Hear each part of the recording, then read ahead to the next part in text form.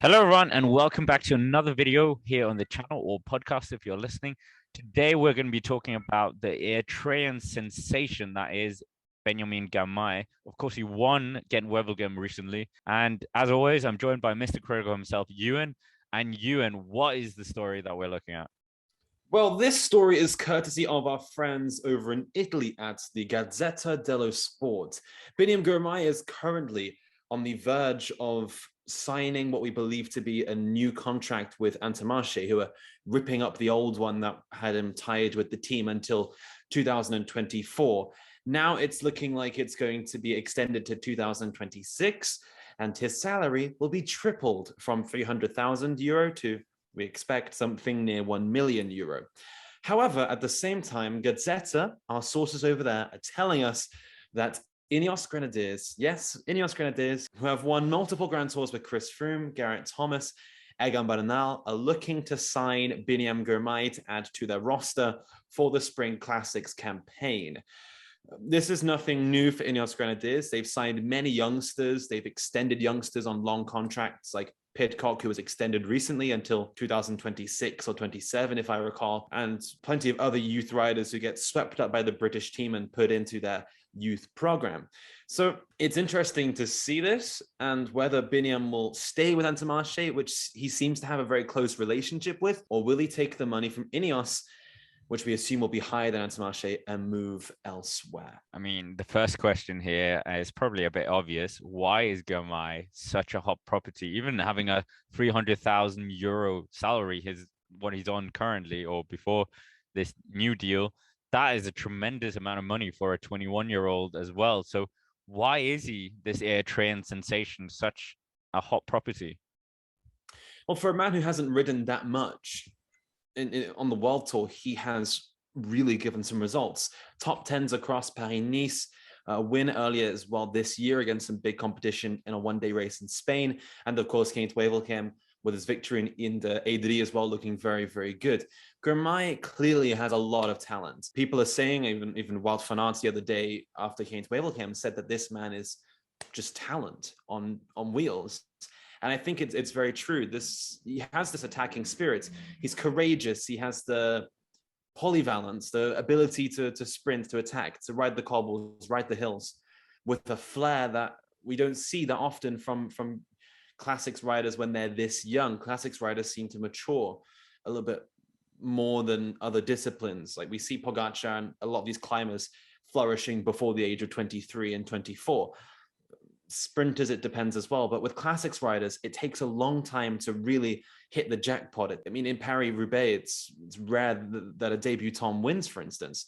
And this time in Gent-Wevelgem, he won on his debut. He never rode the cobbles before, and he jumped into the scene this year and provided some really good results. And I think as well, looking from a financial perspective, looking at marketing here, Biniam Girmay is now going to be leading African cycling, particularly in Eritrea. From what we've seen with Eritrean fans and what we've seen with even the videos with Eritrean subscribers on this channel, it's brilliant to see that you all are commenting and showing so much love. That is going to capture so much media attention in that part of the world and also around the globe and around the continent of Africa. So it's important to be the business and the team that's on his chest. Every picture that has been circulated is him with Intermarché written there. Maybe people now in Eritrea are thinking about the French supermarket Intermarché because of him. And I think it's very, very important for the business and the team from that model to have this man on board, because he is going to be worth a lot of money for media exposure in Eritrea and in Africa. Yeah, I mean, if Intermarché haven't opened up a chain in Eritrea, they're definitely missing out on a business opportunity. But yeah, it's a breath of fresh air having there's so many years we've spoken about African cycling. Of course, I was always sad that Chris Froome never represented Kenya in the senior ranks. It was more GB. But we've had NTM Quebec, we've had riders up there, well, from Eritrea, a lot of them in the mix, but never really having like a rider capable of winning World Tour one-day racing, especially the cobblestones in Belgium, like very far from Eritrea in all respects.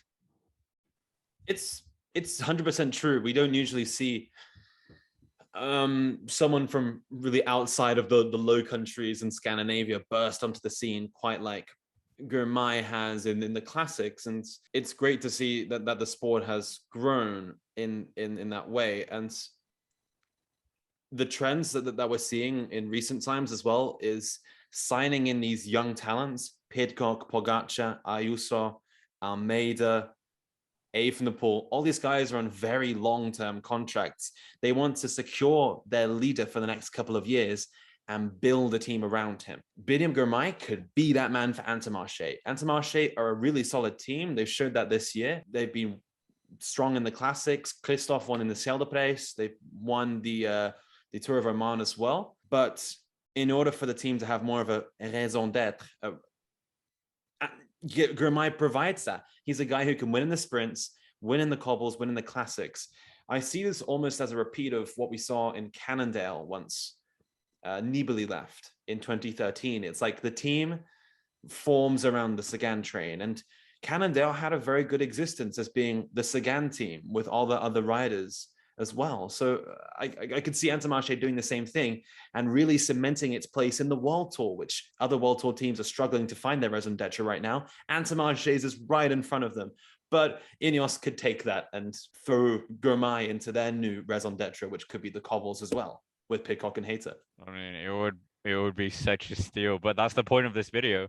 I think right now he's got the perfect position, as you said, this team where he's not going to be sidelined for someone else. It's not a quick step. It's not a Jumbo Visma. He completely has this team at his disposal if he wants. And he's got Alexander Kristoff right now at his side to basically tell him exactly what to do, how to manage himself, etc., etc.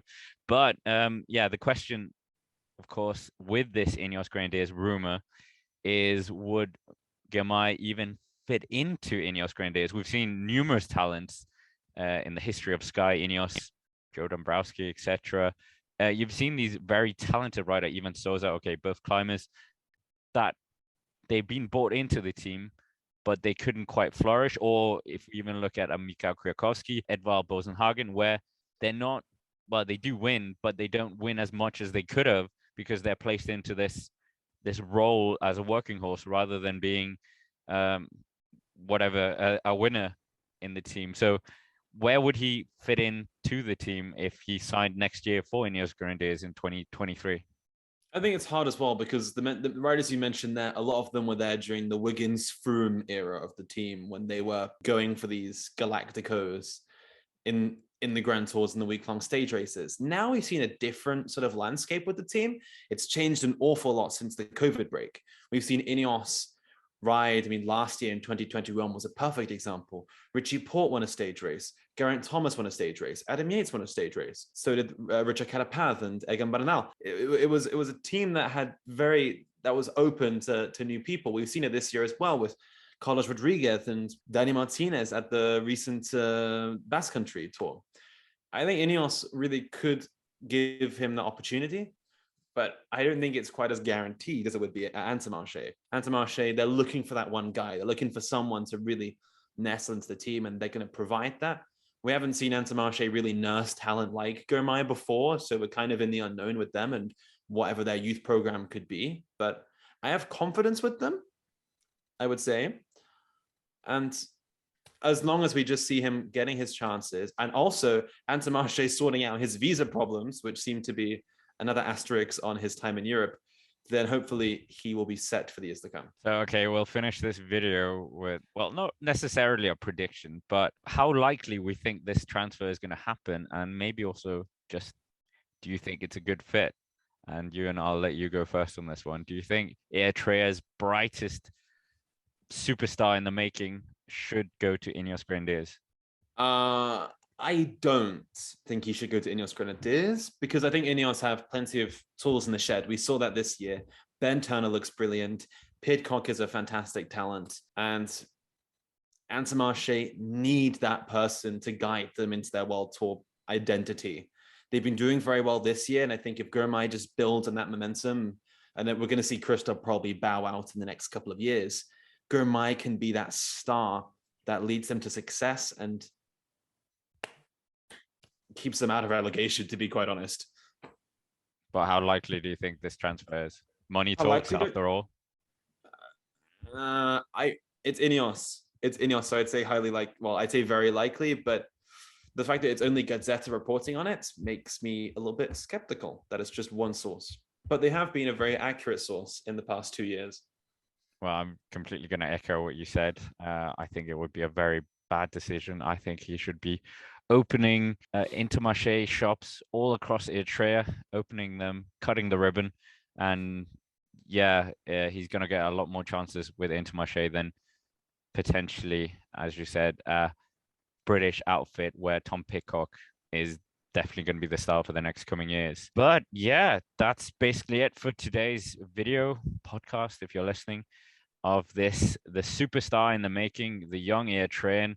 It's going to be very fascinating to see how he develops. And yeah, I think the world is very, very interested to see how this one young 21-year-old who's already a father can do on the world tour, but we'll have to wait and see. So anyways, thank you very much for watching. Make sure to subscribe to the channel, like the video, and if you haven't already, make sure to check out the Cycling Dane Extra channel as well, where we have a lot of more bonus content as well. So thank you again and have a nice day.